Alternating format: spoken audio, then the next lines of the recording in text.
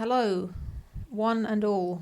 Thank you for coming to the stream or for watching it after the fact. It's probably red because of the bad stream quality. I think that's what this indicates. The VPN is turned off. Yeah. The stream quality is always bad whenever I'm streaming, but I think we're just going to have to deal with it, and then we can watch it later if you are experiencing lag. We've got 0 people watching so far. I scheduled it 20 minutes ago. So I guess we'll just have to see. A lot of people are probably at work, but at least we'll get a video out of this. So I'm going to pop out the chat, just in case we get any questions. And now I don't need to have this open. Hello, avid fan. I remember your comments from my last video, so thank you for turning up. Today we're going to be talking about a different HBO TV show, Game of Thrones. And I know I don't think I've ever talked about this on the channel before, except for maybe one stream. But I used to quite like Game of Thrones. I like the books. I wasn't quite as happy with the TV show. You never really finished the books. Yeah, I like the first 2. You admitted that they got bad after the third one. I don't know about that. Don't they get boring when... I think they're definitely more boring on a surface level, but I'm excited to read them again now because I'm rereading them currently, and I'm appreciating the setup and the setting more now that like I can like when someone says somebody Flowers, like Jimmy Flowers turns up, you go like, oh, he's a bastard from Highgarden. Okay. Yeah, like there's stuff like that. Yeah, well, let's not get too far distracted as we're liable to do. I'm here with my husband. I'm going to try not to use his name, and he's going to try not to use my name, but it's probably futile. So instead, I'm going to call you my darling love, and you're probably going to call me retard, right? No, you could be like Game of Thrones and go like my moon and my stars. Yeah. What do you want to be? No, well, they're both Drogo's her moon and her stars. Okay, so we'll both me, my moon and stars. Well, I thought that one up. You can think your own one up. That's equally appropriate. Well, I think we could both use the same one.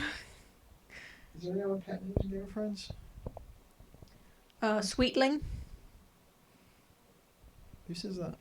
Tyrion calls Shay his sweetling. That's dark. Yeah. Well, you're right. I got the idea for this stream from the academic agent, and he only posted it a few days ago, so this is really a shameless rip-off. But I enjoyed his stream so much, and I really wanted to talk about Game of Thrones after listening to it. He was also streaming with his wife, who he watched the show with. We only watched the last few seasons together because we weren't watching it. It's been years since it started. Yeah, 2011. Yeah, so interesting that I think Game of Thrones predates our relationship, but I guess we won't go into that. So anyway, we watched some of these seasons together. The best seasons of all we probably didn't see together, but I did. We both read the. That was a good season.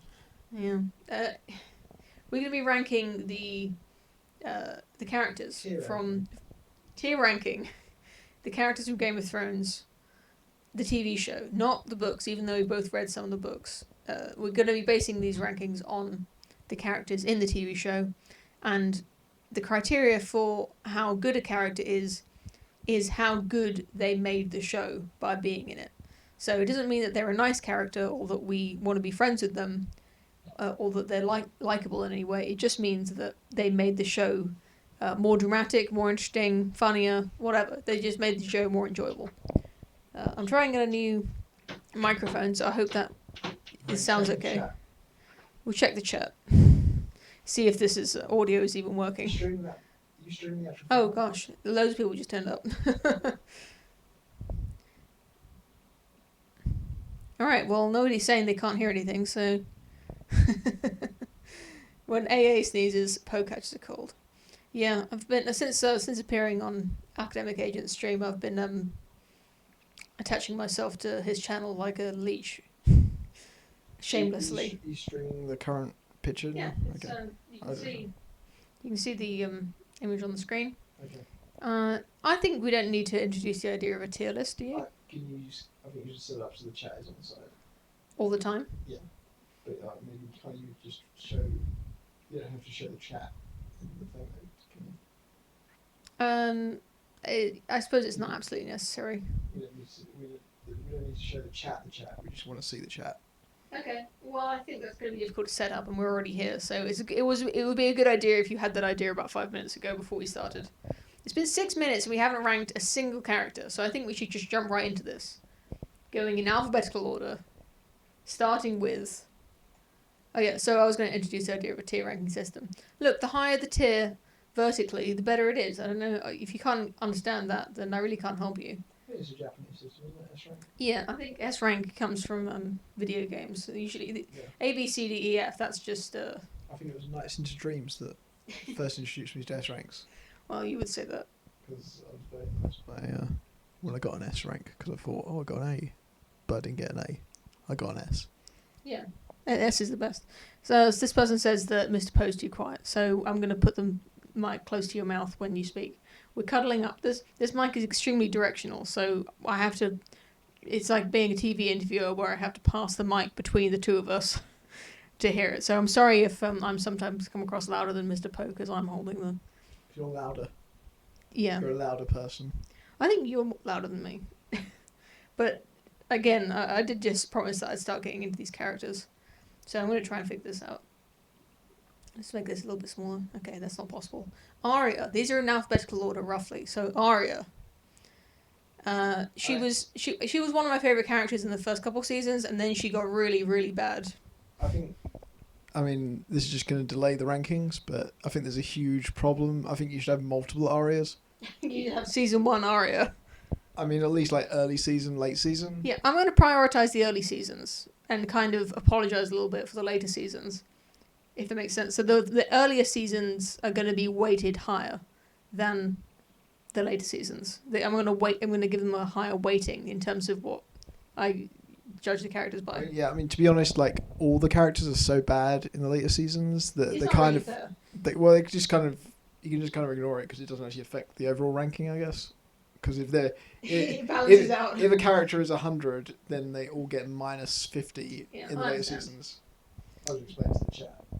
Yeah, thanks. Okay, so all that in mind, just give me what you're feeling. Arya, I'm saying like maybe a D or E rank.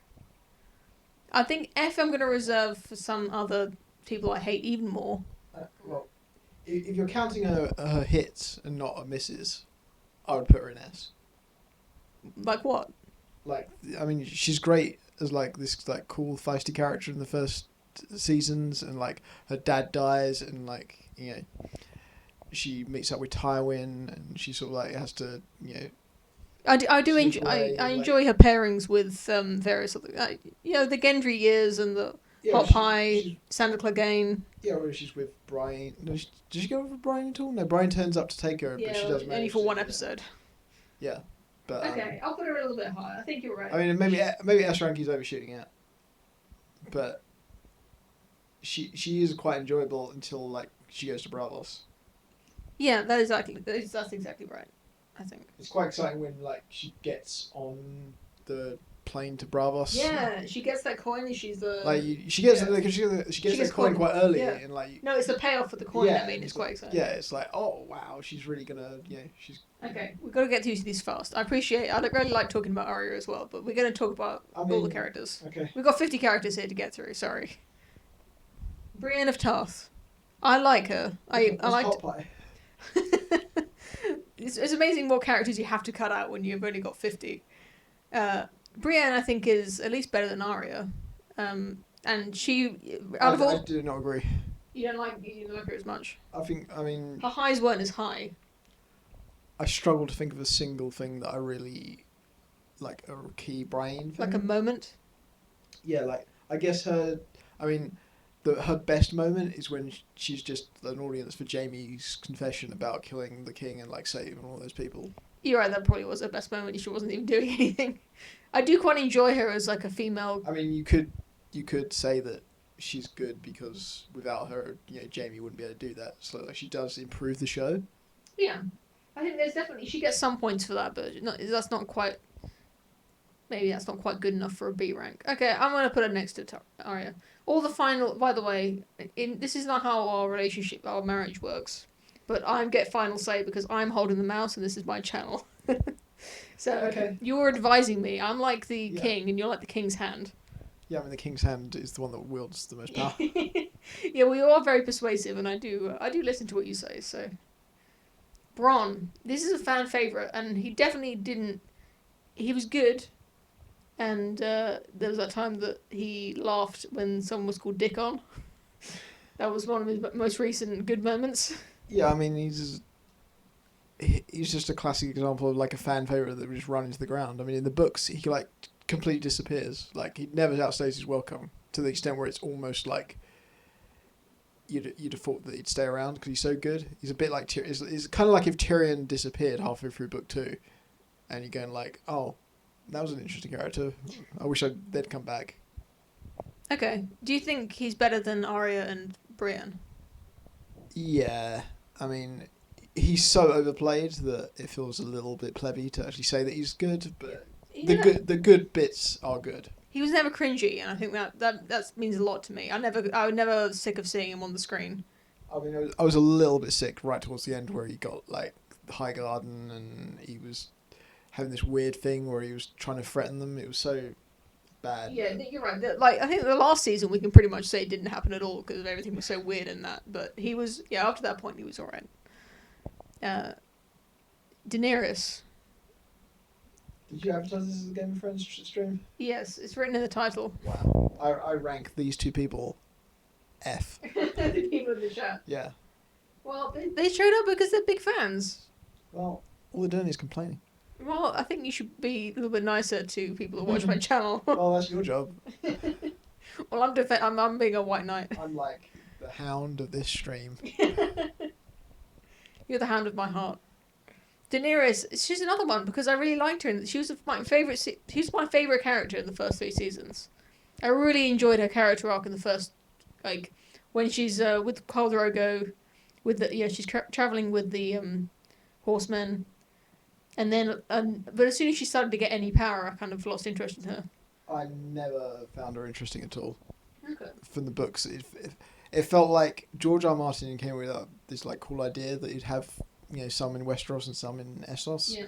But the only bit in Essos is her, and it just goes on for so long. You just keep thinking like, what is the relevance of this character?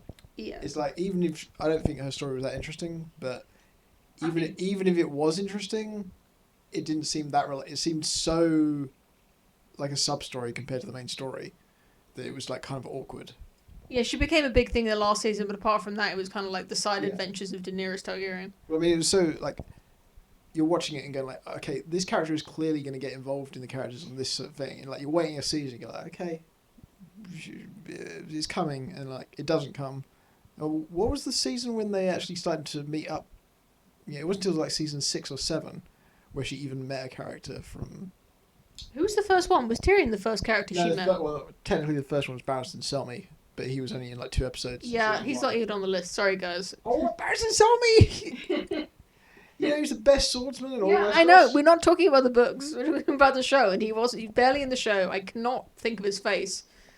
So I'm sorry. He didn't make the top 50 most relevant characters. I'm sorry. Daenerys, not as good. She wasn't as good for as long as either Arya or Brienne. So she was good for like a season, maybe 2. So I can't really give her any credit. I think but maybe she's lucky she didn't make lower, to be honest. I mean, I liked her towards the end. Okay, I think you're slave to the hype. I did not like her towards the end. I mean, I liked the fact that like they went for the whole Mad Queen thing. It was appallingly set up. But it could have been quite good if they'd ever bothered doing that, and at least it's nice. Like if a character's really crap and I don't like them, it's nice that they like went out and Yeah. they just said it.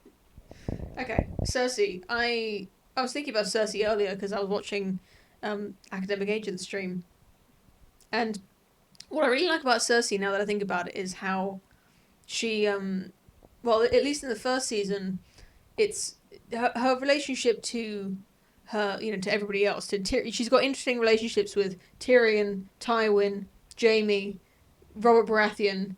Her kids are kind of, she just loves her kids, so that's a bit less interesting.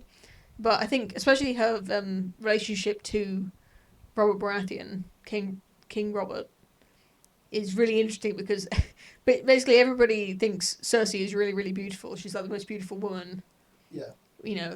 Of age. She's the most beautiful adult woman in all of Westeros. And the only man who doesn't want to be married to her is her husband, who doesn't love her. And I think that's just really interesting. And she's, having incest. That's like, it was so iconic for the first season. It was like, oh yeah, this is that incest show with dragons in it. I mean, it's just you're just gonna be saying the same thing over and over again. They're so good in the early seasons, like the interesting intrigue and the interplay with the characters is really satisfying, and then like towards the end, it just becomes like a parody and she's a bronze level. She's not as good as Bronn. No, she's not as likable as Bronn, but she's a good. She's you love to hate her for. She's quite interesting for a few seasons.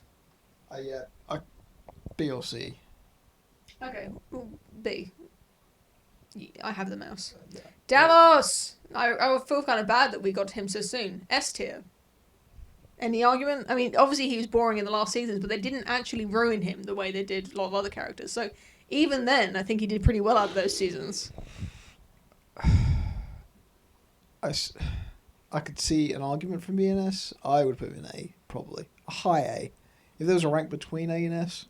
We want to have a few people in S. We want to divide these up. I don't mind provisionally putting people, maybe shifting them around. That's going to take ages. Come on. No, I mean, if you if you've got 10 people in S, you go none of these people are as good as Davos isn't these people's league. I'm doing upkeep. I'm keeping this list clean as we do it, so we don't have to go back on ourselves. Euron. I don't like him at all. I never liked him, and I think he was supposed to be like a fan favorite, but I didn't.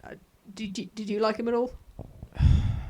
I mean, I liked him in the sort of the show had got so shit at this point, and just a character that turns up that was just really shit, and it was just just completely given up. Like the show had given up, and this character was completely given up. So I would put him at C level, at least. That's a really dumb justification. No, because I mean, how interesting, poor old Euron, everyone else gets 2 or 3 seasons of being in an absolutely excellent quality show.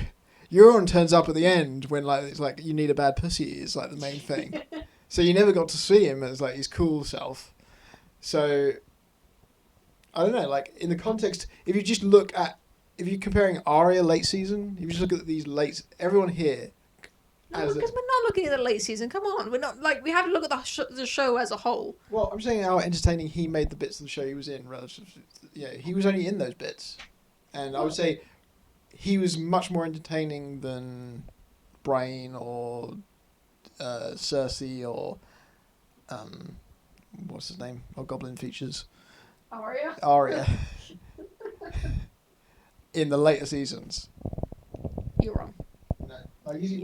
You're wrong about no. It was just cringy. I know you liked him, but you're my advisor, and I don't like him. I didn't like him. I don't think he was great, but I thought he was bad. I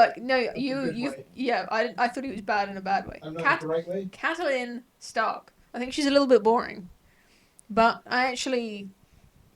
she didn't have any really bad features, so I think she's got to be C tier at least. She's a kind of she's like the bread character. She has a lot of structural support in like making other characters better, like Robb Stark and Ned Stark and Arya. So like the fact and like she does the whole thing where she lets Jaime go, but makes Jaime promise to swear? Yeah. It's like, I mean, she's an interesting like mother character, like because she tries not to be motherly to Robb, but she still feels like she's not. I don't think she's Bronn level, but yeah, okay. I think she's a good. She's not an exciting character, but she does a lot of, heavy. She does a lot of, I don't know, boring. Like a MacGuffin kind of character. She moves the plot no, along. No, not like that. I mean, like she's like structural support for the. She's like I said, she's great. MacGuffin doesn't have to be a bad thing. I know it's usually used as a bad thing, but she moves the plot along in quite a good way.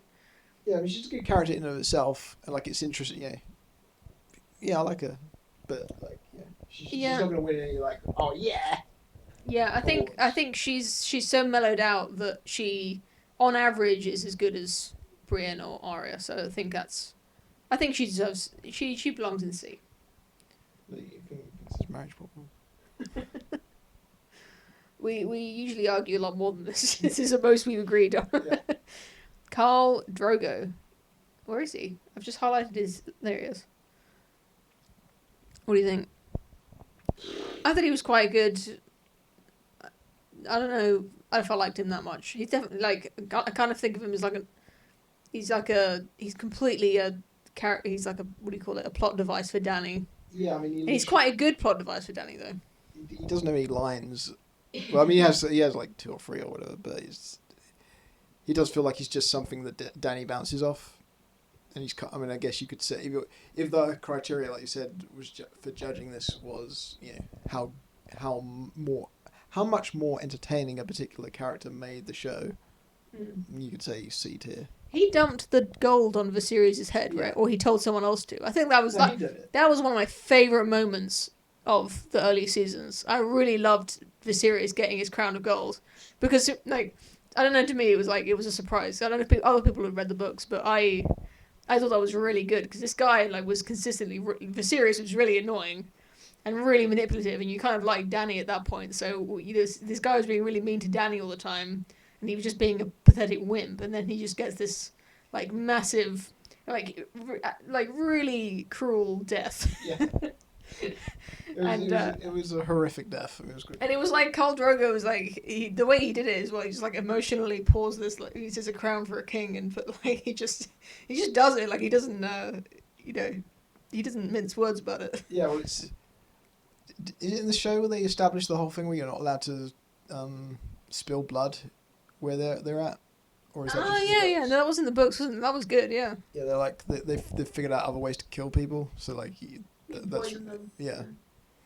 But poison is a woman's weapon. Molten gold is a man's weapon. Okay, Eddard Stark. He's good. He's not like... I don't want to like endorse his philosophy because he so badly loses the Game of Thrones that he loses in the first season. But he's also like as a subversion of the kind of hero archetype. I mean, I did hear a fairly good defense of his actions in that, like, he actually got very unlucky. Like, his strategy probably would have worked. It was. If you just assume he didn't know that Cersei was absolutely insanely committed to power. Like he kind of assumed that she was just a normal wife that was just having incest, and she wouldn't go to the extremes of starting a war. Yeah, and don't forget, like, Stannis could have turned up at any point, and Stannis was going to take over and kill her. It was only because of Tyrion's clever plan. The fact that Tyrion got to be there and execute that plan, and that plan worked, is the only thing. I can remember there was that whole section with them hiding in the Hitler's bunker, and Cersei saying Meryn Trant was here to kill us. Cersei's plan was stupid and unlikely to it was even if it worked, which was unlikely. You're just talking about season 1 though, right? I don't want to spend too long just talking about season 1 Cersei. No, when we're supposed to be talking about Eddard. Yeah, it's a side issue, but a lot of people will accuse him of being incredibly naive and stupid. But I think he's probably not as naive and stupid as it appears. Yeah, I think he is a little bit, but that's what I like about his character is that his honour doesn't do him any favours. And even though he's quite smart, which does do him some favours, and he's got power, but his keeping promises and being being a good guy doesn't actually do him much good. Yeah, just Arya. I was like, is that in the show where like Tywin asks like, where are your parents, and she's like, oh, my father's dead. And they go like, what? How did he die? I go like, oh, I'm not got the line right, but it's like honor killed him or something. He was killed by his honor. Or something. He was killed by being a good man. It's much better. The line is much better. I can't remember what it is, but it's quite a good line because it's obviously Tywin doesn't know that. Like, yeah. You don't mean Roose Bolton, do you? That's Tywin. Tywin asked because it's when they're in the Harrenhal. Okay. And like she's pretending to be like the boy and serving him, and like there's like that cool little bit of Terrence Stamp, Arya Stark dialogue going on. Okay, Joffrey Baratheon, I think A. Yeah. He's arguably C, S. Arguably S. Yeah, I mean, come on, like let's see if there's one character that people know, even though they haven't seen the show, they know about Joffrey. Like he's the character that people like. He had such an impact on the show, and he got out before he went shit. Yeah, no, he definitely did. He benefits from only being in the early seasons, but he was actually in most of the good seasons. Yeah. Like season 5, he died. Yeah, I think so. Yeah, I think I'm gonna put him in. I'm gonna listen to you for once. I think we're gonna try and put him in S. If we end up S gets too crowded, we will move him down. Yeah. The chat agrees. Even though maybe intrinsically he's not a great character, he definitely he made Tyrion's character wouldn't be as good without him. What's her name? The woman, Cersei wouldn't be as good without him. What's the other sister called? Arya and Sansa wouldn't be as good. I can't remember all the ones he improves, but the Hound is quite the early seasons when because he's the Hound is his Hound. Even the Hound is like gives him a bit of backchat, doesn't he? Like even though he's like literally called his dog, and even the Hound gives him knows he can get away with doing a bit of shit to him. I can't remember what he calls him. He's just like a little bit belittling. Yeah, he's like the Hound just doesn't give a shit. I mean that's why the Hound is the classic S tier. Yeah, well we'll get to him. He is on here. Is he on here? I hope he is. He must be. It's just that we've got so many. Mm-hmm. Okay. Lancel.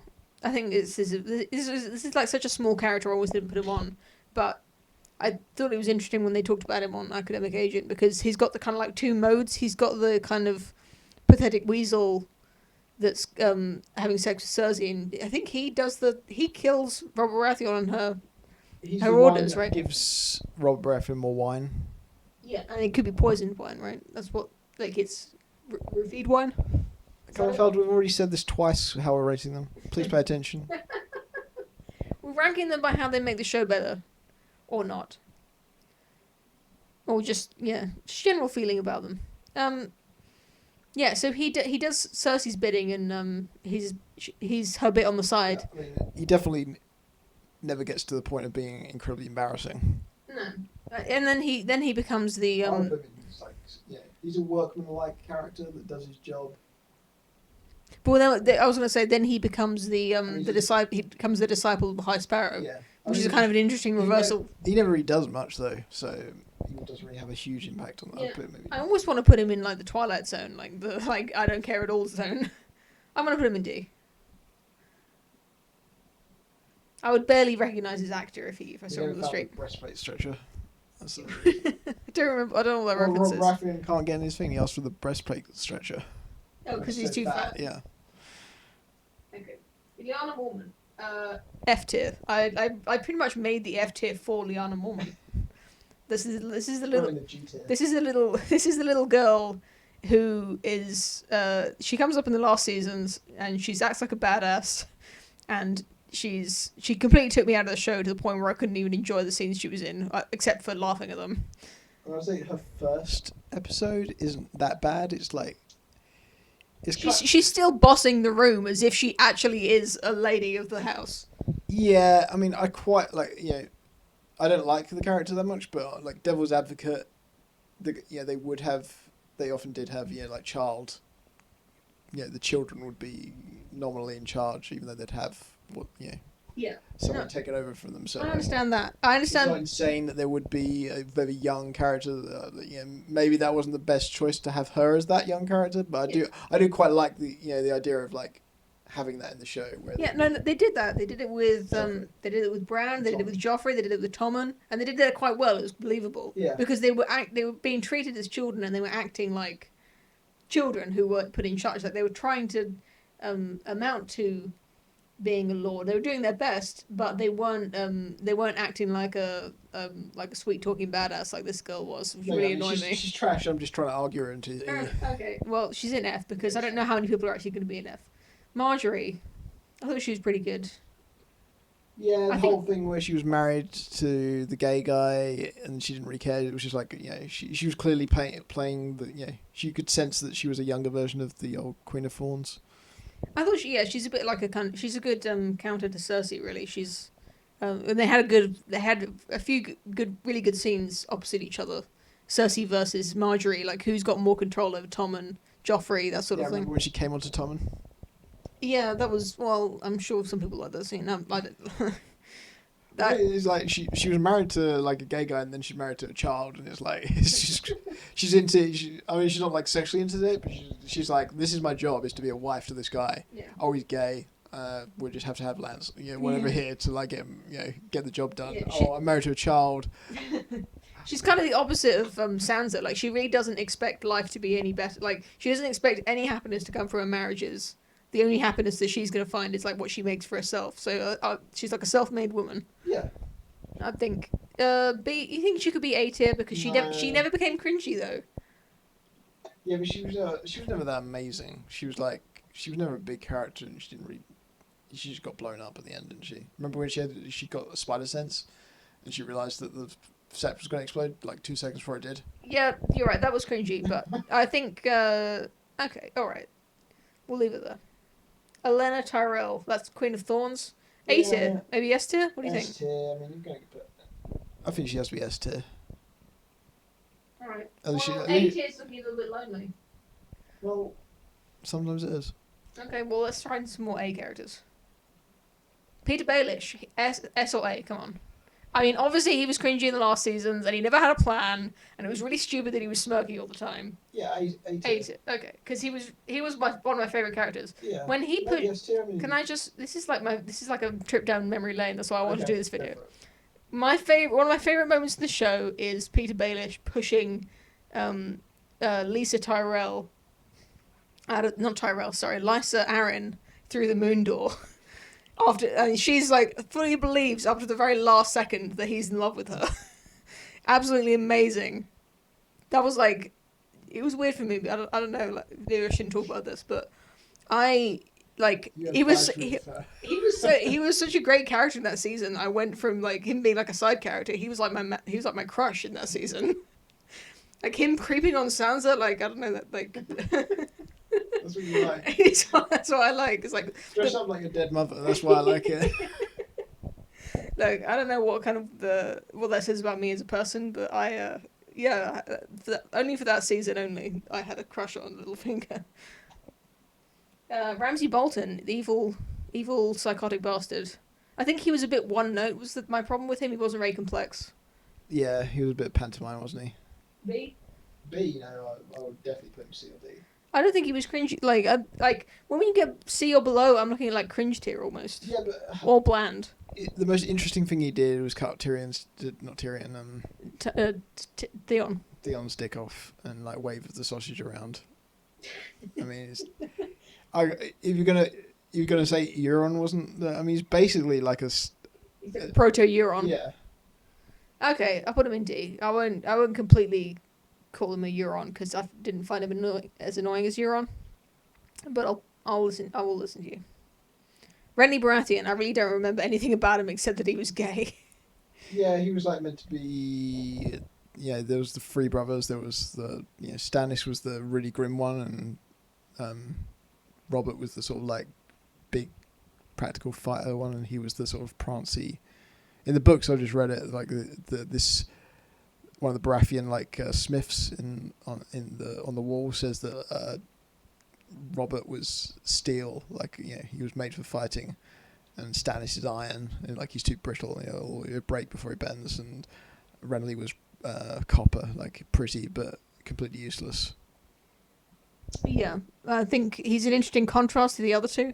I was just going to answer the question in the chat. Kenneth Batan asks where's Bran? There's a lot of characters stacked under Tormund here. There's a lot of characters still to go, but when I was laying them out initially, there wasn't enough space for them, so a lot of them are just stacked up under here. There's a whole deck of characters here that you can't even see. This stream is going to be so exciting, you guys. Yeah, you don't even know what characters are coming up next. Where'd you get to Patchface? I looked on the Game of Thrones wiki. It's a Game of Thrones wiki for the show only. Patchface does not even have an entry. Well, he's not in the show. Yeah, exactly. But they don't even mention him in the show. Anyway, Patchface is going to be the we're going to mention him. This isn't Top Trumps, whatever your name is. We don't get points by like how powerful they are. Yeah, sorry. I think a lot of people have tuned in because they like Game of Thrones, to be honest. I'm not sure all these people are... I've never seen some of these names before, so... Yeah. All right. Yeah, so I appreciate that you gave some flavour, but I really don't see how that helped me make a decision. The other thing about Renly that was... I mean, I kind of touched on it, was the fact that he had way more support than Stannis. He did make Stannis a bit more interesting because you got the whole thing where Stannis is like, you know, he is legally the king. Yeah, Stannis. Yeah, and Renly just literally just goes like, yeah, but I'm more popular, and he completely he gets everyone on his side. Yeah, like nobody likes Stannis. Even though it's a feudal society and they all know who should be king, they want Renly to be king because he's just cooler. Yeah, I remember one of Renly's lines. It was someone talking about Renly. They were saying like, someone was just saying to him like, "Hey, you know you're not in line for the throne, right? Like, why are you even doing this?" And he goes like, "Well, you know, Robb wasn't in line for the throne either. He just did a revolution and he got the throne. So really, why do we even care about legitimacy at this point when you can just obviously take the throne using blood? Like, why don't I could just do that?" And I have some he has some legitimacy. So yeah, I still though as a character he's interesting as a kind of plot device, but as an actual character. As like a personality, I have no idea because he died at the end of season 2 and I don't remember anything else. Some thinks Ramsay should be much higher than Euron. Okay, well you're entitled to your opinion, but we don't have time to read your comments. You're entitled to your wrong opinion. Yeah, sorry, we don't have time to assess all these characters based on what everyone in the chat thinks. Okay, Robb Stark. He's kind of like a Renly Baratheon in the sense that he's important to the plot, but actually not that interesting. The most interesting thing I thought was that he chose honor over practicality. He was a bit of a super Eddard because he got married to that girl because he porked her. I mean, functionally, you could say he improves the show because he's a huge red herring. Yeah, okay. He's a very convincing red herring because he's obviously set up to be like... the Avenger of Red Stark. Yeah, it's like, oh, yeah, the twist was that the main character dies, so Eddard, he's dead. And they go like, oh, okay, well, the main character now is Robb, obviously, because he's like his son, and he's like, and you think, oh, he's winning all these victories, he's really clever, he captures Jaime. Yeah, he's still alive. Yeah, like, oh, he marries for love, oh, cool, like, yeah, like, he's, you know, who else would be the main character? Doesn't make, no one else is there, and then suddenly, like, he gets killed. And, the reason why the Red Wedding's shocking is because, like, what's going on now? Yeah, okay. No, I think you're right, but I still... So he's not, like, his character isn't interesting, but his character made the show better. He's a bit of a... dying. He's a bit of a Catelyn. He's got a bit less personality than Catelyn, but he's got a bit more plot importance, so I think he levels out with these other characters. It doesn't seem right to put him on the same level with Arya, but Arya was so irritating that it kind of cancelled out a lot of her interesting points. I think, like, if we had to look at this symmetrical graph, right, so we have to say that Arya's... I don't know, we shouldn't be coming back to decisions we've already made. But... I'll say that, we can do once you get back to it. I'd say, okay. Put everyone in one position and then... I just want to make sure I understand myself, like, what these rankings mean, because to me, like, the fact that we put Arya in there first means that their good points outweighed their bad points. At the very least. Okay, we got Robert Baratheon. Oh, come on, A or S? Why are you making that face? I'm trying to think. Okay, I thought you were going to say like D or something. No, Look, A is getting kind of lonely. I want to put him in A. He's he's a fun character, but he also is a realistic character, and he's a kind of tragic character as well. I think he's a really good character, and he does improve. He's only in one season, not even all of that season, and he's really great. Like he sets most of the stuff into motion. You've got that whole sort of tragic thing where he's, he won the crown and he basically won the Game of Thrones 15 years ago, but he considered himself to have lost it because he lost the woman he loved, but actually she didn't even love him. And he doesn't even like being king. Yeah, I mean, you've got he's almost like Littlefinger in that, like the one that he wanted didn't love him, but he doesn't even not even aware of that. Okay. He just thinks that she was raped. Look, I'm gonna swap these around. I think he's S. Not only is he S tier, but he's so S tier he actually demotes Olenna Tyrell. Wow. That's how this list works. Here we go. All right. Thanks for that. Wow, look at that fate. That's like the red wedding of this. Roose Bolton. I know he's a really big character, but to be honest, I don't really remember him that well, apart from that he was a bit of a bastard. Yeah, I mean, they're meant to be like... I don't think he's quite as creepy as he's described in the books. He feels just a little bit more just like standard evil in the show. He's still alright. I mean, he's the one that kills... Doesn't he kill Robb Stark? I really can't remember. He says somebody sends his regards, the Lannisters, or is it somebody? Lannister. Yeah. No, yeah, he's the one at the red wedding where Catelyn leans over and like reveals the chainmail under his shirt, right? Yeah, maybe. He's a key player. He's the one sitting next to Catelyn at the red wedding, I seem to recall. Yeah. He's like the one who reveals it all. Yeah, I mean, he's a pretty decent character, but I don't know. There's not loads of great stuff that he does, but he's definitely never cringe. Yeah, I want to put him in C. What do you think? Yeah. He's fine. Yeah. He's a Catelyn. He's Catelyn level tier. Yeah. Stannis Baratheon. I know everybody's going to want to put him in S, but I think he's an A as well. I don't want to say I liked it, but I was very interested in the show when he killed his own daughter, because that's kind of like, I really didn't think he'd go that far. And then he did it. I didn't like that because I thought there was a bit of character assassination. You think he actually wouldn't go that far? Well, I mean, maybe like it's a bit like Daenerys going to the Mad Queen. Like maybe he would do that, but not in the situation that they showed in the show. Like there'd have to be a lot more happening to force his hand to that degree, because he's like an autistic, retard. So I don't think he'd. And like she's his only heir. Yeah, so like, I mean, in the books, he says, like, if I die, then my orders are that you should go and set her up on the throne. I mean, apparently, Jorah Mormont says that he will kill her, but, maybe the setup will be better for that, but... Yeah. Okay. Well, I'm gonna go ahead and leave him at A, because I can't put him at B, and I can't put him at S, and, like, so where else going to put him? Like, it's not worth arguing about.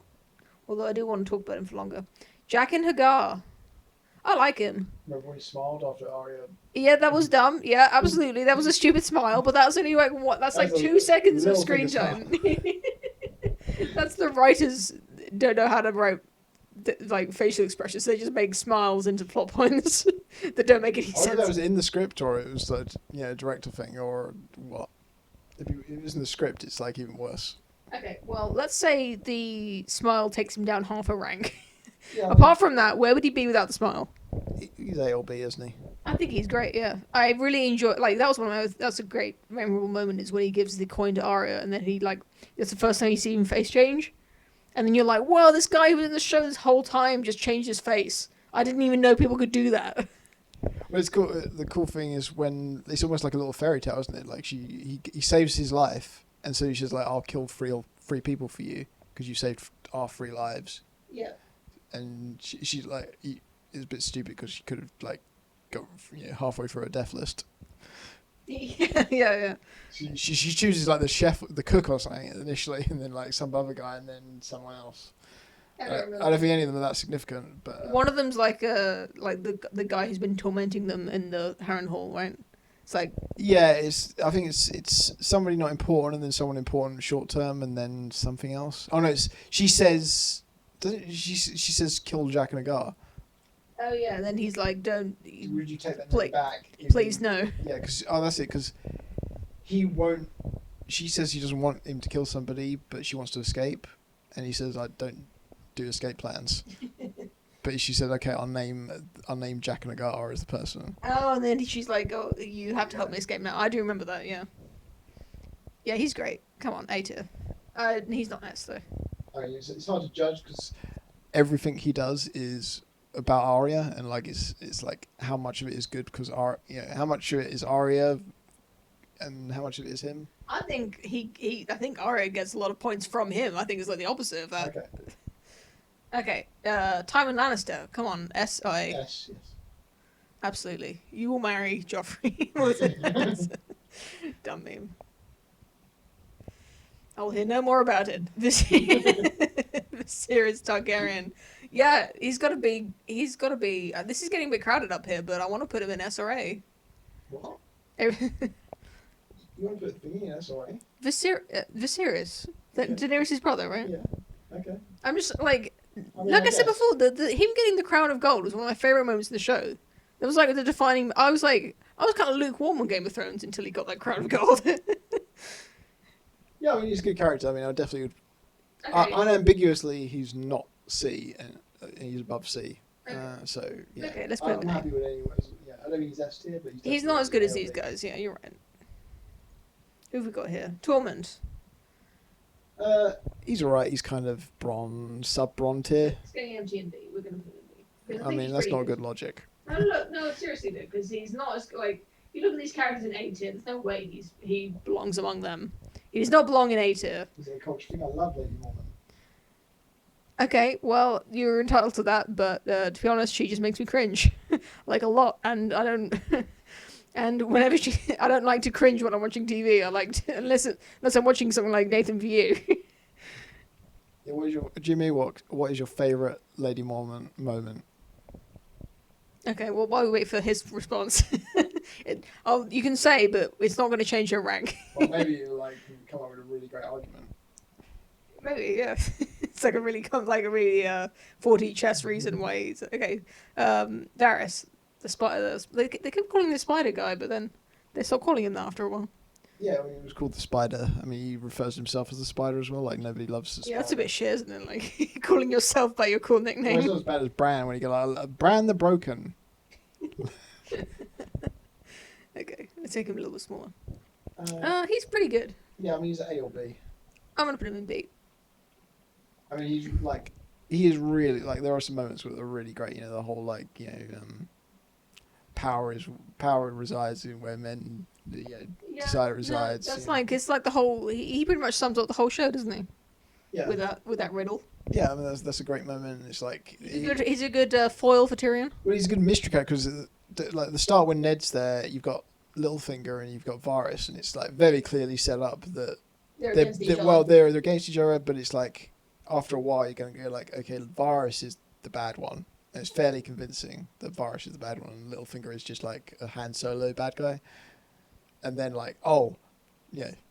Littlefinger, puts a knife behind his throat, and he's the one that not captures it, but screws over Ned Stark, and you're like, oh fuck. And then when Ned Stark is in the prison, Varys visits him and brings him wine and says sorry about this, but I can't let you escape. But I'll try and do what it's never clear what his motives are, and he's interesting on that level, and he disguises himself did they do it in the show where he disguises himself as different people in the books? Incredibly Robb Stark Ned Stark doesn't even recognize him. This weird guy knocks on his door and you're he's like Sherlock Holmes. Yeah. He's really good at disguises. Yeah, because he puts on makeup when he's Varys. He's heavily maked up, powdered face, and he describes and then he turns up as this jailer and has got a gruff voice. And so it's he's a great character. You've just reminded me when you talked about Littlefinger that there's actually a really good reason why I kind of want to put him in S tier now, because what I really appreciated when reading the books, although it was present in the show, I believe I didn't pick it up until I read the books, was this story about Littlefinger being in love with Catelyn, and then she's betrothed to her sister or whatever, Catelyn's betrothed to someone else, and Littlefinger, while he's still young and I don't know what, not naive, but he's a little bit dumb, young and dumb. He tries to fight for Catelyn's hand, and he loses, and it's so humiliating for him. Yeah. And then that's kind of like it's kind of like he's a like a school shooter kind of guy. Like he's been holding this resentment in, and Catelyn kind of says like, oh, Littlefinger, Peter Baelish, like he's been friends with my family for ages. He would never do anything to hurt us. But actually, it's this history that he has that's actually that makes his like betrayal of Ned even more like characterful. I don't know what you want to say. Like it's so beautiful. Yeah, I mean, hopefully in the books it'll actually get into like what his actual plan is.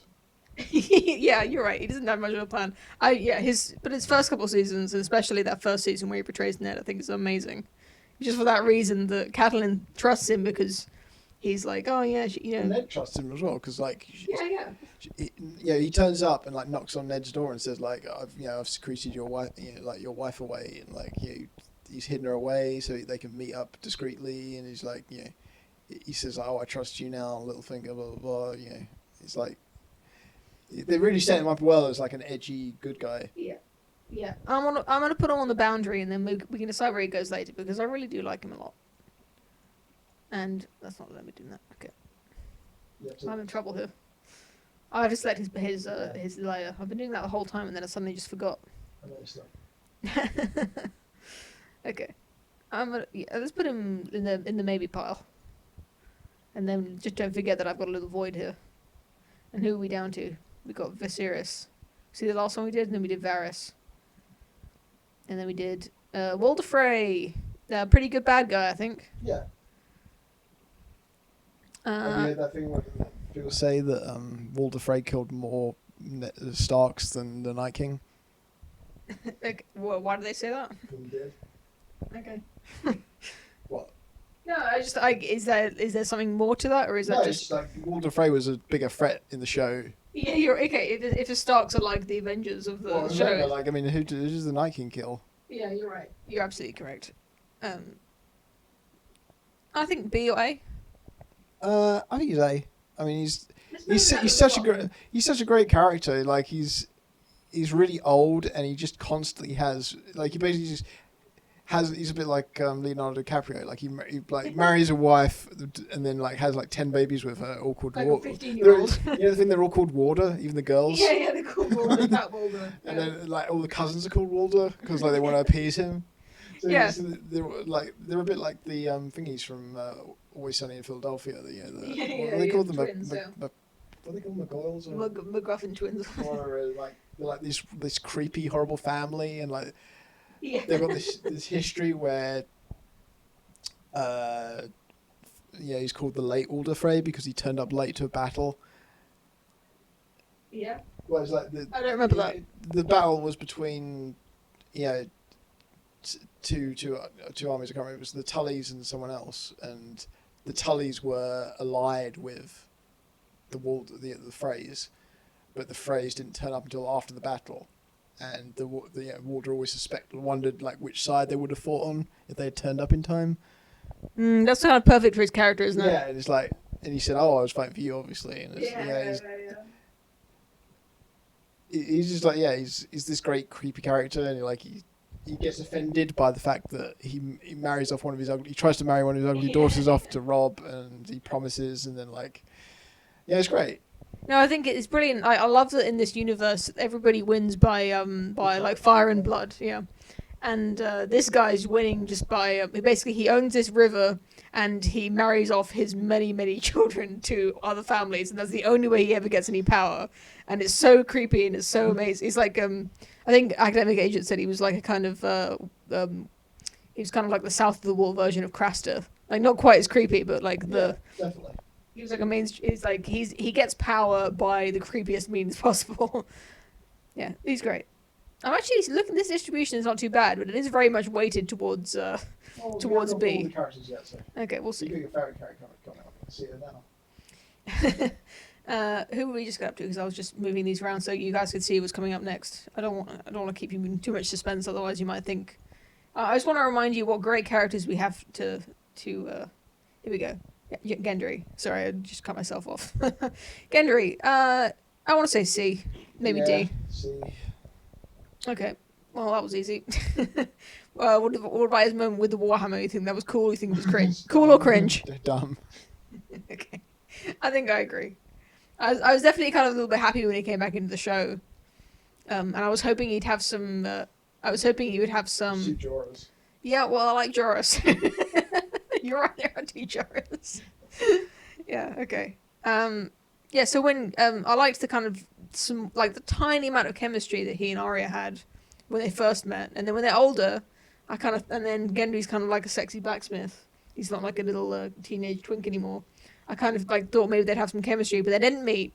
And then they didn't have chemistry, but they had sex anyway, which it really ruined it for me. Yeah, I mean, the only thing interesting about him was the fact that he was Robert's son, and it was kind of interesting that he could potentially be the heir to the Iron Throne. But it wasn't like his character was amazing or anything, or he ever did anything interesting. What about that? What about all this stuff with Melisandre? Where he always got sacrificed, and he always had sex with her or something. Yeah, I mean, that wasn't interesting. That wasn't like a character. It was like he was just literally a sacrificial lamb. He was just there. But Davos stuck him on that boat. Yeah. Well, okay. What about that cute moment where he sits in the boat backwards because he's never been in a boat before? You remember that? Like he starts rowing backwards. No. Okay. I mean, the most interesting moment was probably when he thought everyone they'd been forgotten, and then he turned back up in season 7 or whatever. It was like, oh, they didn't forget that character. But then nothing actually interesting happened apart from he had sex. Okay. Does he deserve to be in D tier? Is he as interesting as these? I would lose no sleep over that. I'm gonna put him in D because it is a bit weighted the wrong way at the moment, and I think he hasn't really got that many redeeming features. And look, he's not any better than Robb. What's he called? I can't even remember that guy. Renly, Gilly. There we go. That's she's going straight in the E bin. Yeah, I think that's fine. I know she's real F tier, but she's not. I mean, she's never that offensive. I can't think of anything that was really awful about her. Yeah, apart from the fact that her baby never aged, but that's not her fault. Yeah, I mean, is a baby on this list? I think baby Sam is he's included in the Gilly list in my opinion. He's gonna turn up, don't worry. Okay. Look, there's still more under Melisandre. Okay. I was spreading. Right. I was spreading them out while you were talking, but I didn't get finished doing that. There's still loads left. Grey Worm, absolutely boring. The most interesting thing about him is he didn't have a penis. And then that never actually was important because he had a girlfriend. I think he's F tier. F tier? Yeah. Okay. You think he's cringy? I think the concept of his character conceivably is interesting. I don't think maybe it's harsh. I don't think he's ever really cringy. But he's so boring. And I can't think of a single thing that would be taken away from the show if you cut out every single scene he was in. Yeah, okay. I agree with that. There was just really boring bits where they tried to... Remember when Tyrion was trying to be best friends with Missandei and Grey Worm, and the fact that, I mean, he made Tyrion a worse character just by being in those scenes. Yeah. I'm just struggling to think of anything he did that was ever interesting. Like in the first, was he? I think he was maybe mildly interesting at the very start, where he was nominated as the leader of the Unsullied, and said that he said the shit about they're free now, but they want to be with Daenerys and stuff like that. I mean, that's weak. Yeah. Okay. All right, Jamie. Let's talk about something more interesting. A, B, C, S. It's a pity because he got screwed over the most by the last seasons because he really needed to have... everything was building up to some kind of redemptive act to him that he never got. So, so much of... His redemptive act was that he fought against the White Walkers and he had sex with Brienne, who was a virgin, so it was like a pity... I don't want to say the F word. We're going to get demonetized. Yeah, I mean, it's just... I'm not saying that's a good redemptive act. I'm agreeing with you. I think you're right that he was bad in the show. There was so much good build up, and that scene in the bath where he's talking about killing the thing. That's like one of the best moments in the show, especially like late seasons of the show. He really elevated that. But it's great because he's like set up as this like completely cartoon villain. Yeah. And then all this depth gets given to him, and then like the show really screws him over. The books are kind of doing a bit more with him, but can I say I honestly like he's an A-list. In that season where he was going around with Brienne, he was redeeming himself. I literally forgot that he pushed Bran out the window and he was having sex with his sister. I was like, I didn't like this character in season 1. Why was that? Like, I thought this guy was evil. Like, I'm trying to remember what he did now. It's like so funny the way your brain works. It's a bit like the characters in the show. Yeah, remember the shade of the lamp going along and saying like, "Oh, Jamie, you did something bad in season 1. Okay, let's never talk about it again." All right, he belongs in. You think he belongs in S? No, I don't think. I mean, because of the last season, he would clearly be S if there was payoff to all this, because his setup was so great. Yeah.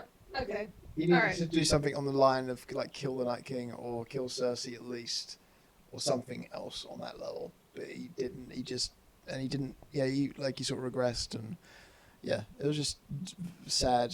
I mean, it wasn't cringy. He didn't do anything really awful, like Arya. Yeah, he wasn't that cringy.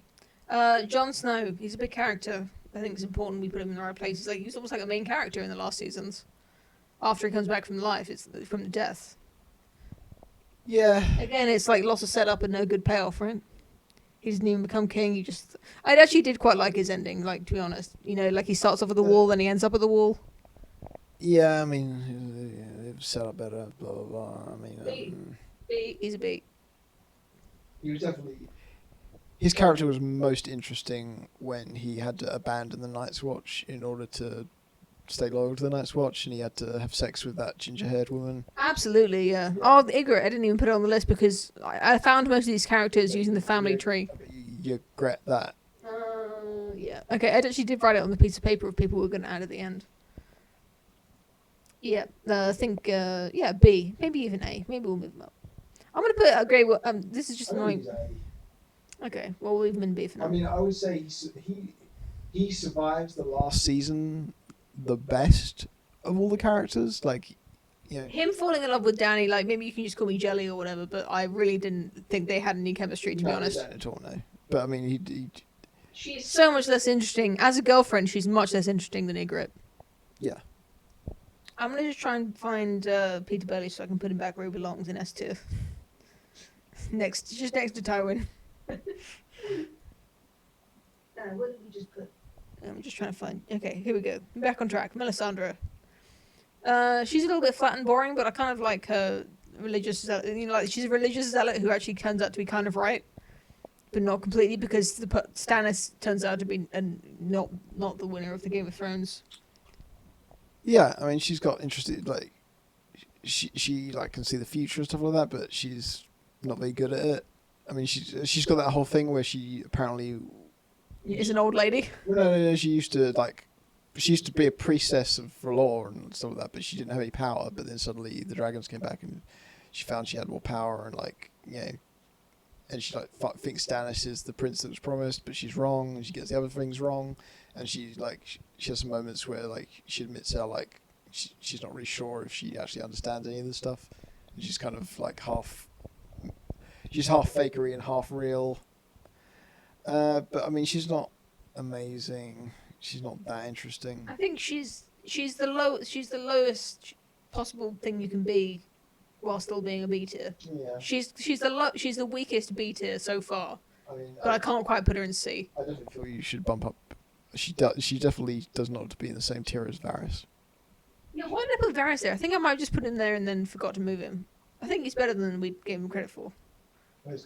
Ron was in that tier, but he started to be quite a strong tier, and then it became less good. Yeah, I think you're right. B tier, B is quite respectable, but it somehow became less good when I think we've made a mistake here. I think C tier should be the D tier. You said you weren't going to go back. Look, we're not going to go back. I'm just saying. Okay. Regrets. I've had a few. Where is Varys? We need to move him. He deserves to be among. He deserves to be next to. Does he deserve to be next to Jaime? Come on. Yeah. Okay. He doesn't deserve to be next to Melisandre. And he has a much worse final season. Can you see this? It's just really hard way to navigate. I have to select the layer so I can move the guy, but the layers all they're supposed to be alphabetical. Yeah, I think he's actually one of these ones called layer 2 or layer 1 because. There we go, layer 5, layer 4. That's his real name. His true name, the spider, Lord Varys, is layer 4. Most of them have names, but this one doesn't. Okay, let's put her. Let's shuffle these down. Who have we got next? Miss Sandy, one of the worst characters ever. I think she's going straight in the F tier. What do you think? Yeah, I mean they can stay together. They belong together. They belong in the F tier together with Lady Mormont. Bran, look, someone wanted to see Bran about an hour ago. What do you think? Who's excited for Bran, guys? E tier, come on, because he had some minorly good setup. It was quite interesting series going, and then it didn't go anywhere, and it was quite disappointing. Any thoughts? I mean, I think it's harsh E, but he's definitely no higher than a D. Yeah, I think it is a little bit harsh putting him below Daenerys. He is so poor in the last, when he becomes the robot. Yeah, Bran 9000 and him when he walks into the crows and then does nothing during the battle of. It just really takes you out of the show when you just try to figure out what is this character, like what is he doing. I don't understand what he keeps saying. He doesn't want things anymore because he's a robot. He doesn't. He's like a kind of Dr. Manhattan, but the worst possible version of Dr. Manhattan you could have. Where it's not even interesting that he's a robot. Yeah, I'm fine with E. Okay, who have we got? Gregor Clegane, the Mountain, also known as Robert Strong, the Zombie. I think he was interesting as a Sandal Clegane guy. I don't think he's really interesting as a zombie or as Cersei's zombie. I always felt that when they recast him, he completely the whole character sort of popped for me because the casting in season 1 was so perfect. That guy's face was just was the Mountain. I don't even know what you're talking about. I don't remember. The Mountain in season 1. Should we look it up? It's worth looking up. Yeah, I mean, go for it. Because I don't know what you're talking about. Yeah, what's he called? He's called something Clegane. Gregor Clegane. Hope there's no embarrassing Google history that comes up. Here we go. On the wiki, it'll say he's played by 2 different characters. Okay, here we go. Oh, that's the allegiances. I saw 2 names and I just figured that was. Okay. Sorry, my phone's going off. You probably can't hear that though. It's not pointed towards it. So this is not the guy you're talking about. This is him. I think that's when he explodes Oberyn Martell's head. Yeah, this is that scene. They recast him, but he's this guy's only 22 years old. This guy? That guy. Ah. Okay. He's better there on the right. You see his head a bit. Wow, it's just lower. Yeah. Okay, I can see it. He actually looks like Sandal Clegane. He looks like an older brother of the Hound. This guy just looks like a big, cuddly bunny. You're right. He's got a bit of a dad bod. Yeah, I mean, this guy does not look like the older brother of the Hound. Okay, I don't really know what's relevant. We're talking about the character. I understand that having a good actor definitely helps. Why does it feel like that? It just took me out of the show, Okay. Whenever I see him, I go it's just obviously not him. Yeah, that's not the whole point of having. I mean, I know he's wearing a big helmet in the later seasons as well. It doesn't really matter, but it kind of popped my interest in that character when they recast him, and I never really managed to get it back, even when he was fighting Oberyn. Yeah, I obviously. I didn't even notice, so that didn't make much difference to me. And I thought him exploding Oberyn's head was Kino. So yeah. I think just for that, he's elevated, maybe even to a B tier, but I think definitely C at least. Thoughts on that? You think B or C? If it was your call. C, B, whatever. Yeah, well, I don't like your attitude. I mean, let's just move on. He's not. I mean, in the books, there's this kind of hint that he's got massive migraine problems that he's had all his life, and that's why he's so angry. Interesting. That's the only like bit of depth he ever gets. Yeah. He's no like Jaime where you go like, oh, I hate this guy. Oh, this guy's great. Yeah. Okay. He's just like, he goes from a monster into a literal Frankenstein monster. Okay. Here's a question for you: how smart do you think he is? Do you think he's dumb and big? He's clearly somewhat smart, like not like Tywin smart, but he's You think he's as smart as the Hound? in that ballpark. Okay. I don't think the Hound is like a amazing intelligence or anything. He's just like quite. I hope we're coming up to him. I must have put him on. Okay. Well, look, we can always add people. It's not hard to get a picture off the internet. Okay, we've got Qyburn. I want you to rank Cold Jamie and Cold Jorah and Hot Jorah. You need to do like season 2 Jorah versus like Jorah when he's cold and Jorah when he's hot. Qyburn, come on. He's great. I really don't. I knew that you would have an opinion, but to be honest, I don't really remember. Like, I know that he's always around Cersei, and he's the one who made the mountain, but I really don't actually remember anything about his character. So I'm gonna go completely with whatever you say. I mean, it's kind of just his character is good by implication, but not like he doesn't do a lot of stuff, and he is a bit cringy towards the end, where he just becomes like a guy that just creeps around, like a Disney. Is he as good as a Melisandre? Because he's kind of like a kind of good. I think that's a good comparison, isn't it? He's C, really. Okay. I mean, I'd say maybe Jon Snow's C. Looking at this. No, I think Jon Snow has so much potential, and he's really good in the first seasons. You can't. Samwell Tarly. I like him as an interesting. Side character. Yeah, I mean, like as an interesting hero. No, I was just putting him down. I didn't really mean to put him there. I think you're right. B or C. Like he is a little bit late in later seasons. He really does nothing, but he's still like supposed to be Jon's best friend. And there's a good bit where he cries, and like that was one of the best parts of the later season was when he gets sad when his brother dies. He elevated that episode just by being sad. But I can't really put him next to Jon. I don't think. These are all really good characters. I think he's a C. I don't know. I feel he's as good as Jon. I don't know, but I'm going to put him in C because I'm getting sleepy if we got to get through these. And we've got to add some more at the end.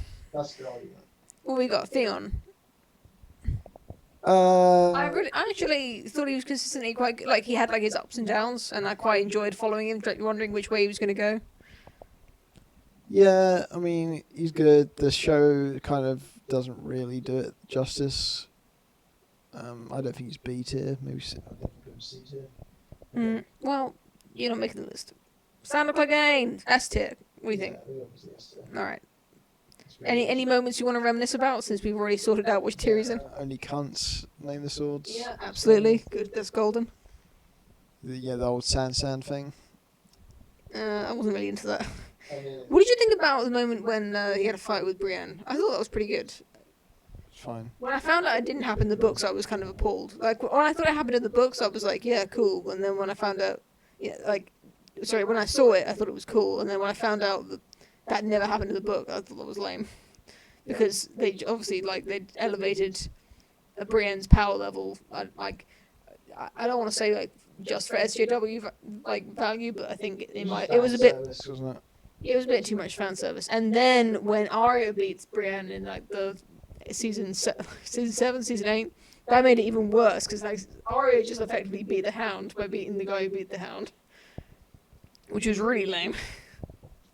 I get that she did loads of training or whatever. It's just stupid. Sansa, how did it take us long? I guess we're doing alphabetically. So Sansa.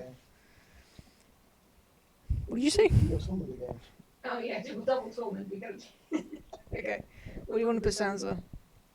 I think she's pretty bad. Alright, D's looking empty. Let's put her in D. I think she doesn't belong next to She's a little bit interesting earlier on again. Becomes unbearable pretty much towards the last 3 seasons. She was never that good and she became quite bad. Yeah. Remember she told all those people to put leather under their armour? Yeah. In the first seasons when she's got that naive arc where she like likes Joffrey and like thinks he's a prince, and then like he cuts his fucking dad's head off. Yeah, I think her having a crush on Joffrey is definitely the most interesting thing that happens to her, because her disillusionment. Yeah, like it would be a real. And then it didn't happen in the show. That in the books, she there's that drunken knight. Yeah. Like who becomes a jester. Yeah. He so Dantos tries to save her, and she like kind of trusts him because she doesn't really have much of an option. Because Joffrey wants to kill him, and then like she quickly makes up that you shouldn't kill people on your name day, and it's bad luck. Oh, she made that up. I thought it was real. Yeah, it's good. It's good. That is good. That's the smartest thing she's done in the whole series. Is save this poor guy by making up a thing. Oh, we got Varys again. Okay, Tyrion. That's what he's called in the audiobook that you're listening to. Tyrion. I mean, he's clearly S rank until season 3. Yeah, absolutely. But as soon as he lands in Essos, he becomes boring. Although his beard is the best it's ever been, when he after he's been on that sea voyage. But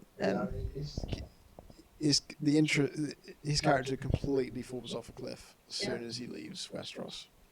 Yeah, I think him killing his dad was it's amazing, because it's kind of like it goes up and up and up, and then it just like it is like a cliff in the sense that he always keeps ascending up to the point where he kills Shay and then he has an amazing trial, all that stuff with his trial, and then him shouting at all of the people in King's Landing who are condemning him to death. Yeah. He's just really mad at them, really bitter, and I really enjoyed all of that. And then he goes to Essos, and it's so boring. Yeah, I mean, just from the start, it's like he's constantly interested in character. Like he slaps Joffrey almost in like the first episode, and he says, "I'll slap you again." Blah blah blah.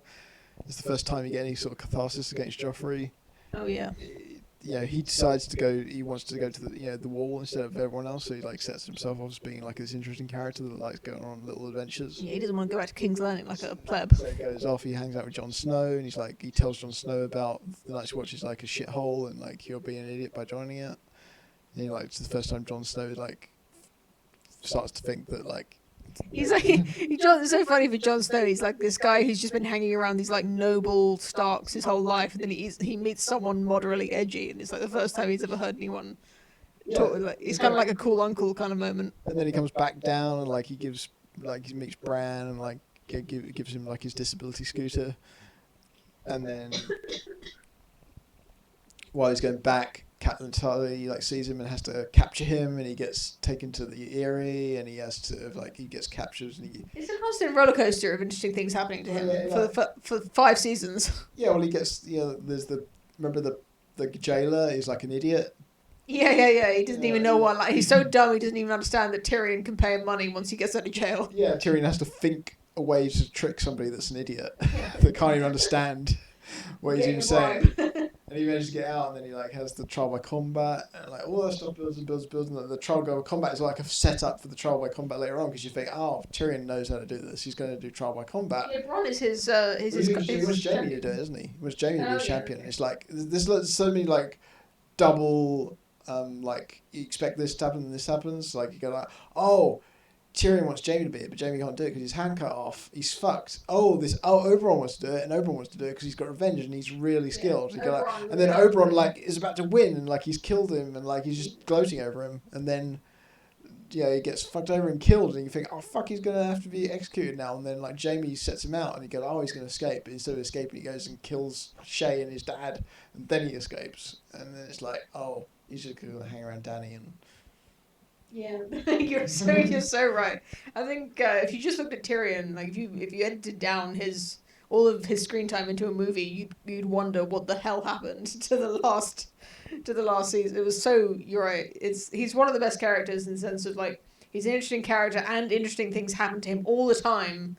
Consider how many things happen to him compared to how many things happen to Bran. It's not just things interesting happen. Is that he initiates them as well. Well, he doesn't initiate, but he always like. Comes up with an interesting and not like pulls out of his arse. It's not like, oh, suddenly he realizes that he's got magical powers and he like floats away. It's like he goes like, oh, I'm trapped in this thing with a thing. The only way out is for me to do this, and like Yeah, absolutely, yeah. Although he is, yeah. No, I don't want to. You're right. I'm not going to talk about this because he's so amazing. You're right. So shit. Yeah, and it's incredibly bad. After that, it's even worse than Littlefinger's downfall. As bad as that. Our last character, alphabetically, Before we start adding the honourable mentions, who I wrote down because I forgot them, I didn't have a chance to put them on. We got Yara Greyjoy, Theon's sister. Not that interesting. I think they tried to make it interesting by making her a lesbian, which made me like her even less. Not because she's a lesbian, but because they tried that. Like, they thought it would be interesting to make her a lesbian, but that's not interesting. Her most interesting character trait is that she lets her brother finger her just for the shot. He feels her up, he doesn't finger her. He fingers her. No. Yes, he does. Are you talking about on the show or in the book? In the books, he doesn't, because it's his uncle that turns up and he doesn't finger his uncle. No, he does get... It is his sister who turns up. No. In the books. No. No, it is. He's writing like... No. I just read it. It's Okay. his uncle, the damp hair. The damp hair turns up and he goes, oh, the damp hair used to be like a bro, but then he got drowned and now he's really boring. Maybe it's not the same moment, but there's definitely a bit in the books where he doesn't realise that it's his sister and he wants to feel her up. Further than that, but maybe Okay. it up. I don't think he's met her yet, but Okay. maybe he does. But yeah, in the thing, it's just like, she's got an expression like, she's not like, oh, enjoying it. It's like, haha, he's pranked. When he realises that I'm his sister, he's going to shit himself. Yeah, And this like, is going to blow his mind. Yeah.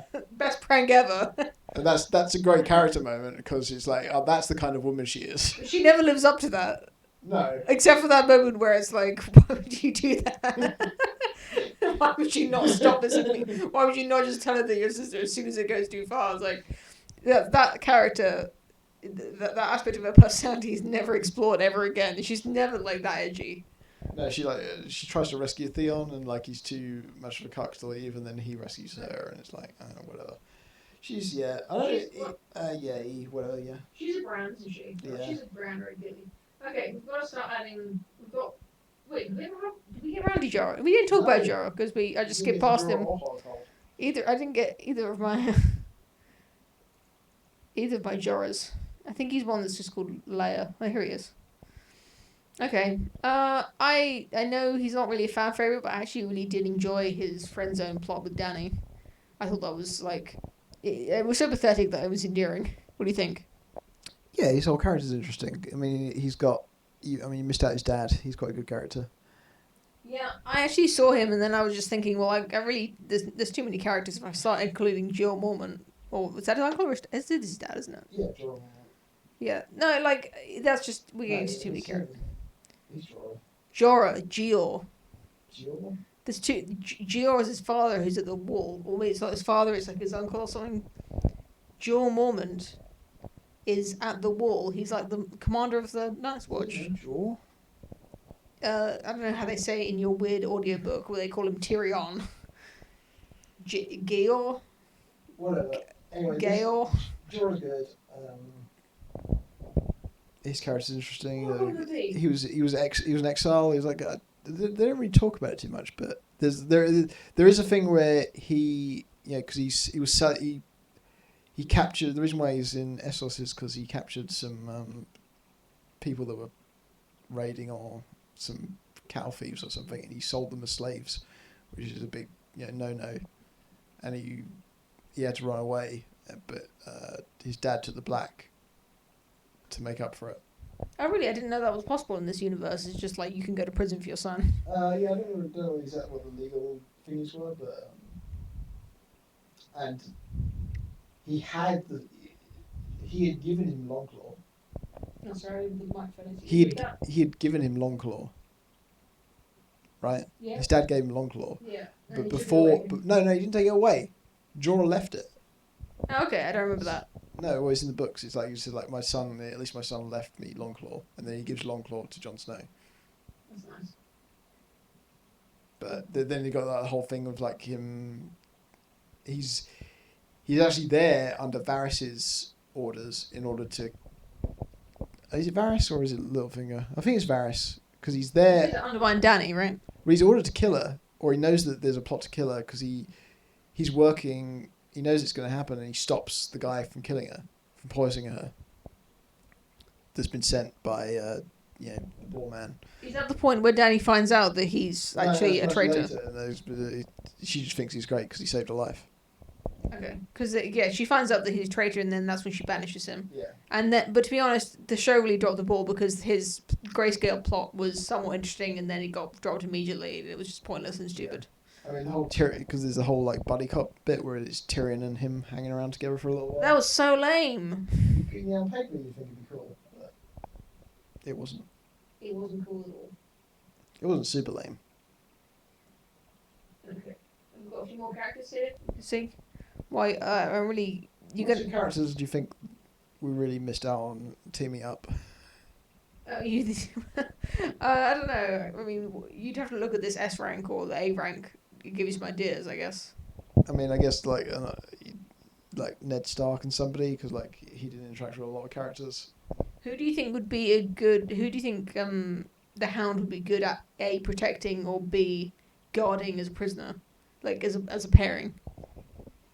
He's a good character for pairing up. I think he goes well with others. I don't know, maybe Bran? Let me see my list.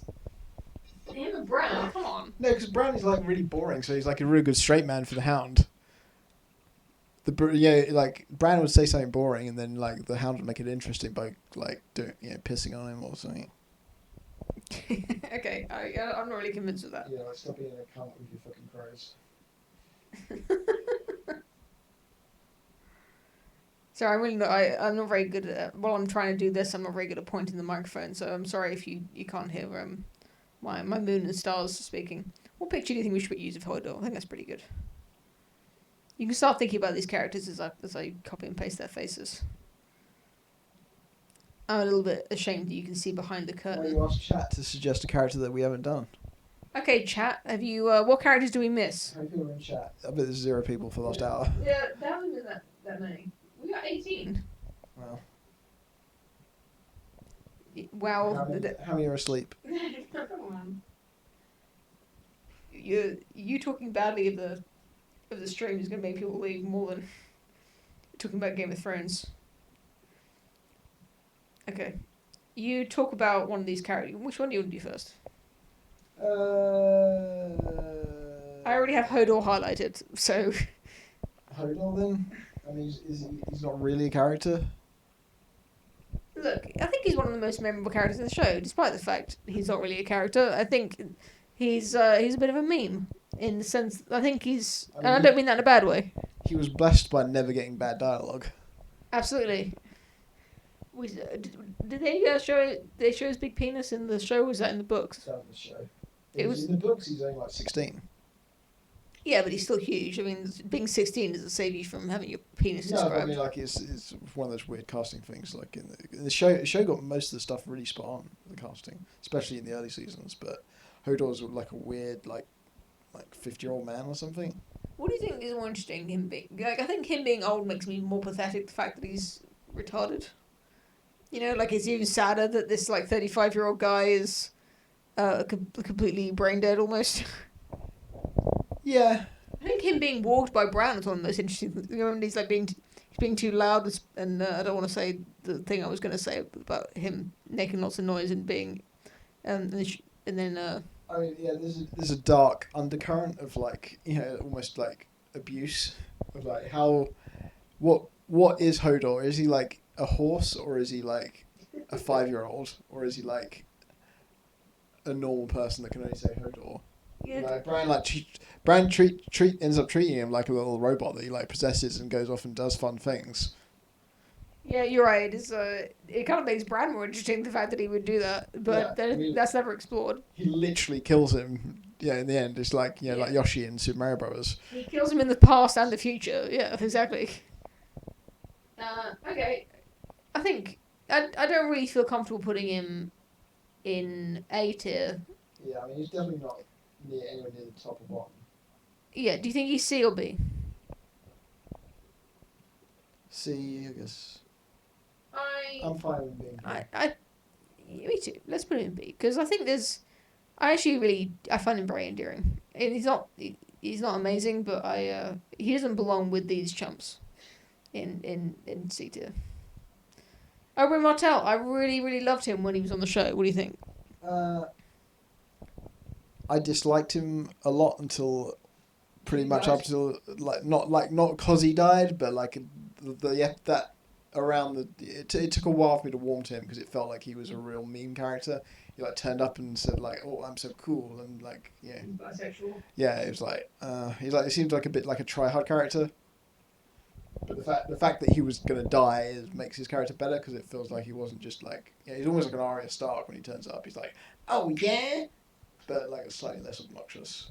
Yeah. But then like he dies. Like Arya Stark never gets that blessing of like. No, it's an absolute. It's a great payoff for his character. Is the fact that he's super badass. I actually didn't find him irritating. Someone suggested Podrick Payne, by the way, which is a great suggestion. Yeah. He looks way too like. I think he was a bit too chub in the later seasons. Yeah. He was supposed to be like a 12-year-old boy as well. I heard some an academic agent said something interesting, which was that they brought up a point about how there was a Podrick was suggested to be extremely good at sex or maybe having being well endowed. Yeah. Because there's two sex workers, as you're supposed to, as the PC term goes. There's two sex workers that Tyrion gets for him, for saving his life. They don't accept any money for having sex with him, so implying that he did really well. But then apparently in the latest season he drinks when they played Never Have I Ever, Tyrion's game. Well, it's not quite the same as that, but I don't know if that suggests it because he was when Tyrion suggests that Brienne is a virgin, Podrick drinks, which might be either suggest that he is agreeing with Tyrion's assessment. Is it? I don't know. I don't really know how Tyrion's game works, to be honest, but it could mean that he is a virgin, which is even more interesting because it could mean that he's very good at oral sex. He might. I never thought like his character was that interesting. He was just kind of recognisable. He never really went anywhere, and he never really got any development. It's not like like his dad was killed by Tywin or something, or he has like a secret backstory where he's secretly evil or something. There was a tiny little interesting thing in the book where like somebody mentions that he's actually related to Ilan Payne, the guy that cuts off Ned's head. Oh, so he's like kind of a sweet boy, but he doesn't say like he's like he likes cutting people's heads off like his cousin Ilan Payne, but it's just it adds a little bit of richness to the universe that this guy is just related to that guy. Payne, that is interesting actually, but you're right, it's not quite interesting enough to make him. I mean, he's sort of the list really. I really don't see him being. Yeah, no, he was in he had way too much screen time for how interesting he was, which is not interesting at all. I should have who's the guy that's in the episode? Ed Sheeran, that was suggested, but no, he would go in the E tier, but we're not having characters like that. Let's talk about Ygritte. You definitely made the show worse. I mean, I didn't even recognise him, and it made the show worse because I knew who he was. Yeah, I can't believe you don't know who Ed Sheeran is. I vaguely heard of the name, but like, it's like if Lady Gaga turned up, it'd be like, this is shit now. Yeah, to be honest, I don't think I would recognise Lady Gaga. Whatever, you're right. I'm just saying that it's kind of like Ed Sheeran in the sense that I know who Lady Gaga is, but like without all of her, I can't find this layer for Ygritte. I think I'm an idiot. You know nothing. I do, yeah. Well, why don't you tell me where she should go and I'll try. There she is. There she is. She's layer 6. Layer 6. What do you think? She's pretty good. I remember. I keep thinking about that Lindy Beige video where he was talking about how being able to pull a longbow for 35 seconds makes her the strongest person in the universe. She's like pointing at Jon Snow but doesn't fire it. Yes, exactly. She's pointing a longbow. She's fully what's it called? She's strung this longbow. Yeah. She's holding it taut for like 35 seconds, which is it takes a extremely large amount of strength and endurance that would not be. It's not realistic. And I'm not saying that cause she's a woman. I'm saying it's because she's a human being. It's not physically possible for a human to do that unless she had a really, really weak bow and it was like made of like an elastic band. Was that little irritating kid that killed her and like nodded at Jon Snow after doing it and like, I did a good job? You mean the little kid from Hollyoaks or whatever? Yeah. He's not on the list. Yeah, I like her. What do you think? B or A? Not A. Come on, get real. She's like, it's just whether she's C or not. Well, she's not C, so she's B. Okay. Alright, so okay, what else? She's as good as Bron, I guess. Yeah. Yeah, that's definitely. I agree. Yeah, you talked about how Ron was a bit cringy. She died before the show got bad. That's worth something. She died before the show got bad. Okay, the other characters I've got on here, they're not that they've got patch face, not in the show at all. High Sparrow, what do you think? Tell me what you think about the High Sparrow while I find a picture of him. Kind of underneath, like they just killed him because they didn't want to do them. Like nothing. Have you heard the theory that he's really? I can't remember who the character's called. Is he a Targaryen because he's got white hair? Is that what you're saying? No, the theory is that he's secretly the guy that was with Ned Stark at the Tower of Joy, the one that the character that hasn't turned up, that knows all the secrets. I see. So this is a guy who would be able to Yeah, reveal. what the two kids that turn up who've got green dreams and stuff. Okay, I don't know. They Yeah, both- the they- Marine and Yeah. Jojen and Judge Mira. Reed. Yeah. What was his name? Flame Reed. Where is it? Jojen Reed and Mira Reed. No, the actual guy. I don't know. The theory is that he's Mr. Reed. It's a stupid Dead theory. Yeah. The big thing in the books is that he's the only one, apart from Ned Stark is dead now. He's the only one that went to the Tower of Joy that's still alive that knows who Jon is. Okay.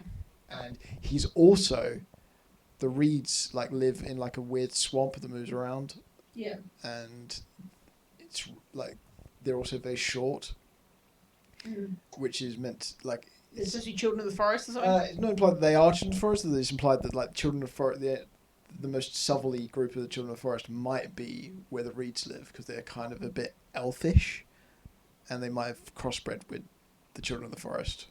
So there's they've got a little bit. That's why they have so many green seers. I see. I think that's all very interesting, but it doesn't help me. I don't think that's in the show. That's not canon. So yeah. I think he's pretty good. He's never bad. So he's immediately seer and above because he's not. I don't think he's a bad character. And I actually. You see.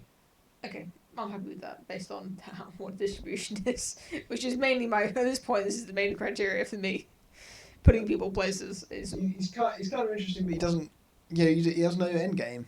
He's even more so than Jamie. It's why is he doing all this? Is he just a good guy? Is he actually a religious zealot? Do you think? That's the problem. That's interesting. If you don't know whether he is or not, that's actually an interesting character. Not a problem. No, it's a problem. It's fine to even leave it as a mystery, but you never get the sense that they know. Okay, all right. It's they're just I think it's all from the actor because he's such a good actor. He is good. So he manages to elevate a very poorly underwritten character to a good extent, but I don't think it's anywhere in the text where he's actually a religious zealot or he's doing it to get power or he's somewhere in between. That's something completely different. It's just he's this guy. He's intriguing. He dies. Nothing. Okay. Well, this is. I don't want to end it on this. I don't want to add any more characters because I'm so sleepy. So I'm gonna. Sorry, I've been holding the microphone away from my mouth. I don't want to end it on a boring person like High Sparrow, and I do want to go to bed soon. But my last question for you, and I'm going to answer it as well, but you have to answer first because this is unfair. Who is the best girl? Who's your waifu of Game of Thrones? What, the one I'd want to be married to, or No, the it one? don't have to be quite that sweet. Who do you like? Who you most attracted to? In, as a character and in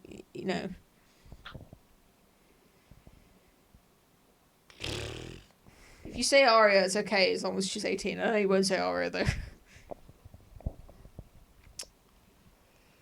I mean, I guess Jon Snow's one.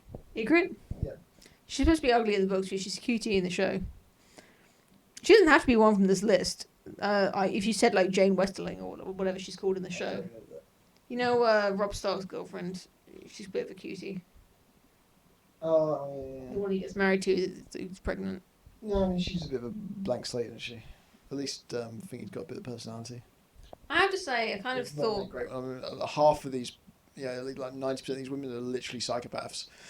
Yeah, you're right about that. I think I thought you might say Brienne because she's cute in the show. She's a bit tall, but you're quite tall, so maybe you probably would still. You should definitely I don't know if she'd be the second choice, but she'd definitely be in the shortlist. Yeah, I think that's accurate. I'm just trying to think of other cuties from the show because I saw like I watched a really dumb video like biggest hotties. You just go through it like S. Daenerys. There's no woman in S. This is a very sexist list, the only isn't woman in A is a fucking 90-year-old woman. B, you got a literal incestuous psychopath, a woman that doesn't care about who she's in a relationship with as long as it's to the king. Yeah. A 90-year-old woman that looks like a 30-year-old woman, but you're not sure. When she's naked, she looks 90, and when she's dressed, she looks sexy. So. Shay, Shay should have been on the bloody list. No, Shay's a fucking backstabbing whore. Yeah, but literally. She's probably really good at bed. Well, I don't think that, Okay, no, look, I don't want a double cross. You've got like a cutie wildling that's a bit of a rough, but she's a bit of a handful. Then you've got little goblin. That means Arya, by the way. You've got Brian. She's cute. I think she'd be pretty feminine, really. Is it being tall that puts you off? What's holding you back? Nothing. I think she's she's probably quite close to Ygritte. Okay. Catelyn, too old? Yeah, she's a bit of too old. I mean, she's definitely better than the Queen of Thorns. If Catelyn was younger, then fine. She'd make a good mummy, obviously. Daenerys, she's one of the hottest girls in the show, but she is a psychopath. Yeah, I mean, even an outside of season thing, she's a bit of a too much work. Sansa. A bit dull or what? Kind of dull, yeah. I mean, she wouldn't be the worst one to have an arranged marriage with, but. Okay. Then you got Gilly, who's had sex with her dad. That's baggage. You got the thing who's been fingered by her brother. Lady Mormont's a little girl. Lady Mormont, yeah. And Miss Andy's cute, but she's very, very boring. Yeah, she's got nothing going on. I mean. No, you're right. Out of the list, definitely. I don't know if I'm forgetting some. I don't know if I'm forgetting some cuties who were like minor characters. More prostitutes and stuff. I mean, I mean people who actually had names, not just. Was it Joe's? The one that started off with Winterfell and ended up getting killed by Joffrey with the crossbow. I think the other prostitute. Yeah. I don't remember. You're right. Okay. For me, I don't know what the oh, that's a lie actually. The male version of a waifu is a husbando, but I don't really like that. So I'll just say my male waifu. Like I said, I love Peter Baelish in that one season. I really loved Tyrion for a lot of seasons. And I'm not just saying I like them as characters. I'm saying like these are like people I think are cute who I think would be maybe if not like good husbands, they'd be at least interesting to go out with for a bit. Like none of these are husband material. They're always too much emotional, but yeah. I think Ned Stark's is a little bit too good. He's not. I'm not saying like I like bad boys, but he's not. Is you? I don't know. Like I think you look a bit like Davos. Like he's got a big beard, but apart from that, you look a bit like him. Okay. You take that. I see it. I think you should admit it's just a picture, but maybe Davos. I think I like Jorah, to be honest. Like he's so pathetic, and I do kind of admire his. That's not what I like about him. But I admire his dedication to Dany. Like I wouldn't mind having a bit of that dedication, coming my way. Not Jaqen H'ghar. I think number one. If you choose Jaqen H'ghar, you win because he gets to be every character. Yeah, he can look like whatever you want. Yeah. No, I think it's got to be Tyrion, even though he was really boring. But then, you don't really want your husband. I mean, I like that he's big and strong, but I get a kind of sense that he's got bad breath. Like he probably doesn't smell very good. What do you think? Yeah, well, he's a wildling. I don't think he's like flosser. Yeah. I don't think he's really into no means no either. So I think he's probably not that great. I don't know. Yeah, it's got to be Tyrion. Tyrion is best male waifu. Ygritte, official best waifu. And I think we'll have to leave it there. I know we must have some characters, but really, when I look at how many people we've rated, I can't feel too bad about it. Thank you all, 18 of you, for tuning in. And what am I trying to say? I'm just, my mind's just gone. I really need to go to bed. Thank you so much. I don't know how many of you are here from my channel, but you can come and watch my videos that are nothing like this if you like that sort of thing. If you've had bad stream health, if it's been lagging, then I hope you'll come back and watch it as a video when it gets posted. The lag will all be gone when when it gets posted. No, it's not that you think. No, I've actually seen it. It does actually get it gets repaired. The stream quality gets completely repaired at the stage where it gets posted. So with that, I'll have to say good night and sweet dreams.